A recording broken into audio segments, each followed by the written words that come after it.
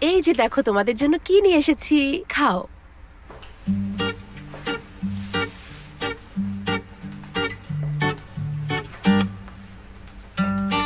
দেখো, এটা হচ্ছে পেলিনের ছবি। ও অনেক কিউট না? ও তো ছোট। আমিও তো ছোট। হ্যাঁ, তা ঠিক বলেছো। কিন্তু তুমি বলো, ও দেখতে খুব সুন্দর না? হ্যাঁ হ্যাঁ, ঠিক বলেছো সিনান। আচ্ছা, ওকে জানিয়ে দাও। কি বলো? ওর চুল টেনেছিলাম বলে আমাকে মারতে চেয়েছে।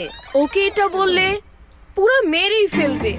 আরে শোনো সিনান, ফেসবুকে খুঁজে দেখো, দেখো ওর নামেই অ্যাকাউন্ট আছে। হ্যাঁ, তাহলে আমি এখনই হাই বলছি। ও রাগ করবে না তো? করবে না, করবে না সিনান, তুমি দেখো সে হাই দেবে।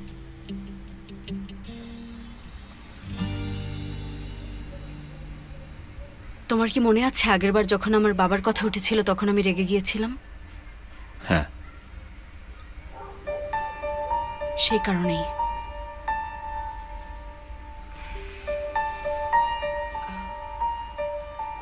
বাবার কারণেই হচ্ছে।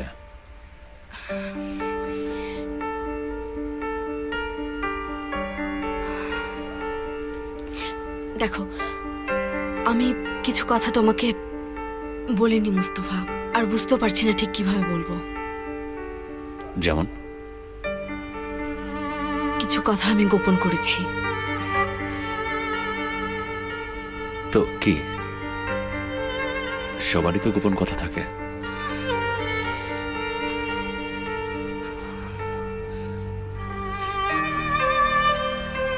তুমি গেস করতে পারো আমার বাবা আসলে কে?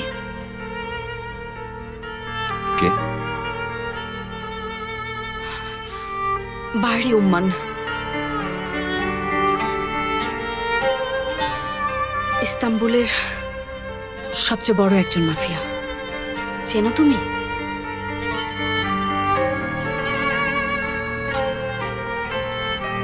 না, নাম শুনেছি হয়তো, কিন্তু তাকে নিয়ে মনোযোগ দিয়ে কখনো ভাবিনি, তাই ঠিক মনে পড়ছে না।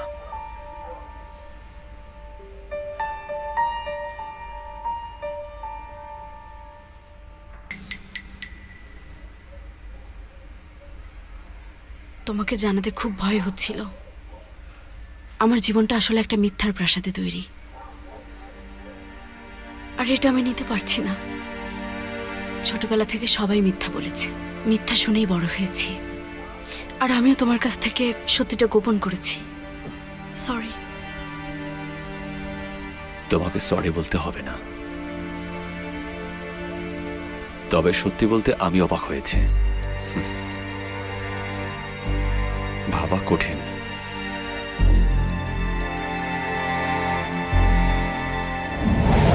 বাহ মুস্তফা, ভালোই খেল দেখালি। এভাবে মেয়েটার চোখের দিকে তাকিয়ে মিথ্যা বলাটা দারুণ গর্বের ব্যাপার। এভাবে মিথ্যা চালিয়ে গেলে তুই অনেক দূর যেতে পারবি। তুমি হামলাকারীদেরকে চিনতে পেরেছো আয়েশা? আমার বাবার শত্রু। ওই সময় আমি লোকটার মুখোমুখি ছিলাম, আর একটু হলেই সে আমাকে গুলি করত।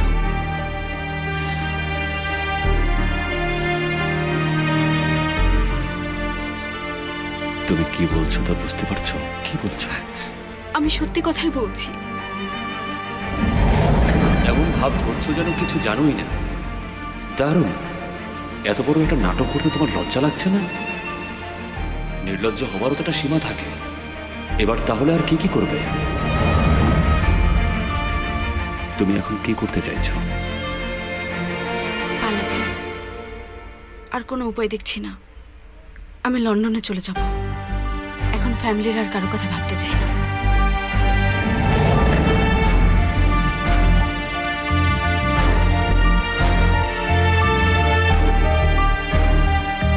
তুমি সবাইকে ছেড়ে কিভাবে যেতে চাইছো? আমরাও তো একসাথে বাঁচতে পারি। এসব আমি কি ভাবছি? সিনান, আবার এসো। আমি তো পারলে কখনো ফিরেই যেতাম না।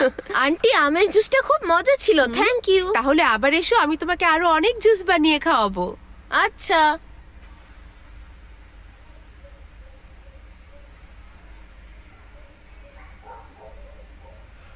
যেও না।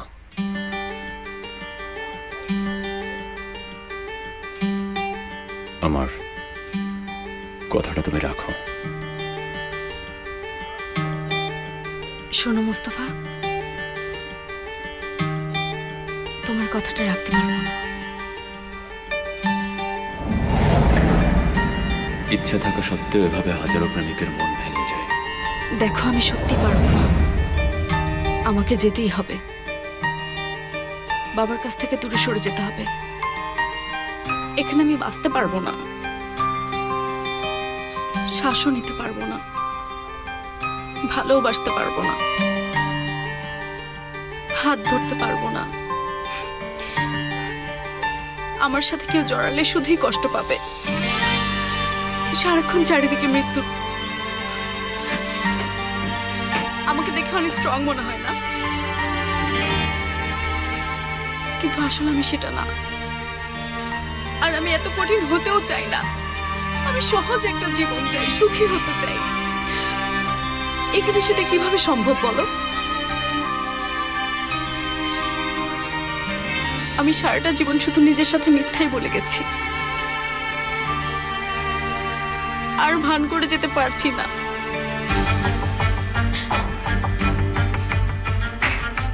কি করব আমি?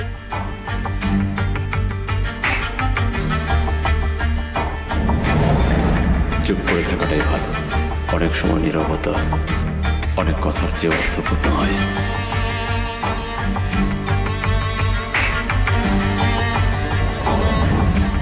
পালিয়ে জীবন সহজ করা যায় না। তাহলে চলে যাব, সেটাও পালানোই হবে। এছাড়া আর কি করব? সব তো শুনলেই। সত্যি বলতে তুমি ছাড়া আর কেউ আমাকে বুঝতে পারে না। এত ভেঙে পড়ছো কেন বলো তো? কি নিয়ে এত ভাবছো? দেখো, আমার জীবনটা শেষ হয়ে গেছে। আমার নামের সাথে বড় অপবাদ জড়িয়ে আছে। আমি কি পালিয়েছি? ওরা আমার কাছ থেকে আমার ছেলেকে কেড়ে নিয়েছে, ওরা আমার চাকরি ছিনিয়ে নিয়েছে, আমার জীবনটা ধ্বংস করে দিয়েছে। তবু আমি পালাইনি। তোমার কি হয়েছে? তুমি কি থেকে পালিয়ে বাঁচতে চাইছো বলো? তুমি কেন বুঝতে পারছো না? আমি এখানে শ্বাসও নিতে পারছি না।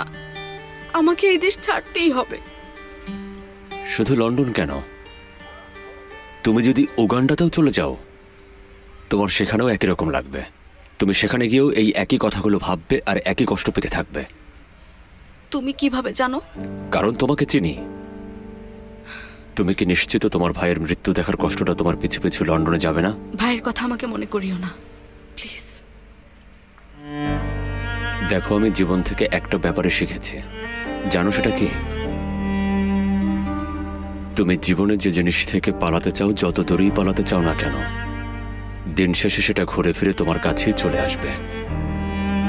শুধু একা আসবে না, আরো হাজারো সমস্যার সাথে নিয়ে আসবে। পালানোই তো একমাত্র সঠিক উপায়। এবার তুমি ভাবো, তুমি চাইলে যাও। আর পারছি না। কিসব বলছিস তুই? আর কোনো উপায় নেই। দেখো, তুমি তোমার মনের কথা শোনো। মনের কথা না, আমার মনও বারবার আমাকে মিথ্যাই বলেছে। তাই আমি আর ওকে বিশ্বাস করি না। তার মানে? তার মানে আমি চলে যাচ্ছি। এতেই হয়তো সবার ভালো হবে।